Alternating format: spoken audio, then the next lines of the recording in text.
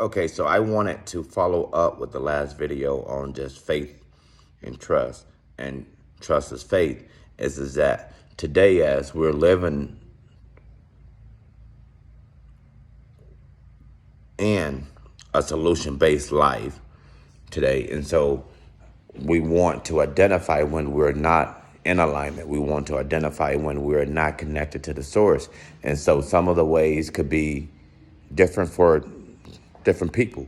It could show up with just procrastinating.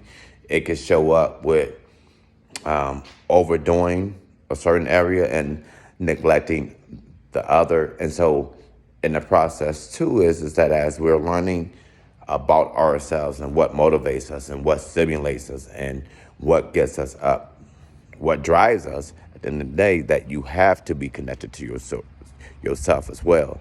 And so, and we have to be able to identify those things that is not going to aid or assist us in arriving at those places that we've been working for.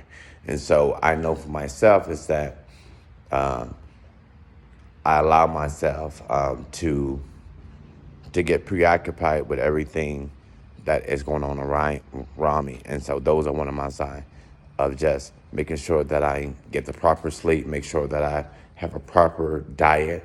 I know when I'm in those moments of being like really stressed, it's really hard for me to rest properly.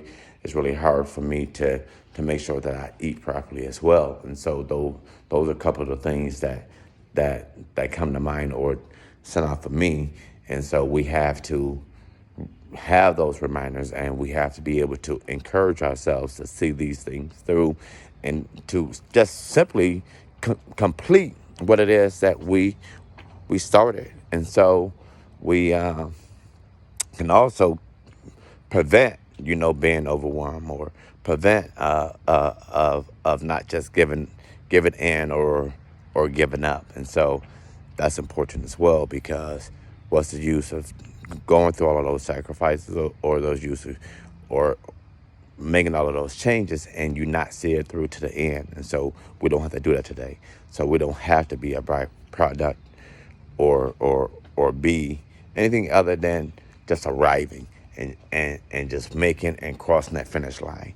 And so what are some ways that show up in your life, and so that we are able to identify that, and that we are able to live the greatest version of ourselves? And so I pose that question.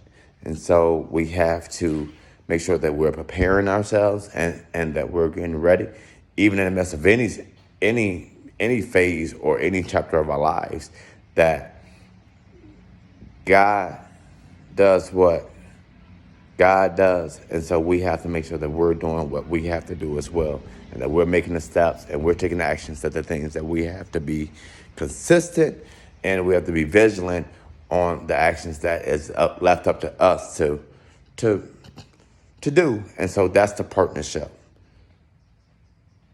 today, as we're transforming our lives and we're living life full of motivation, full of love, full of grace, full of abundance, full of everything great and grand, that we're doing our part. And so what are some ways to counteract that?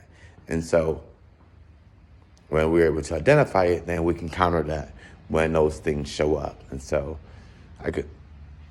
I encourage you to leave comments down in the comment section. Give me feedback.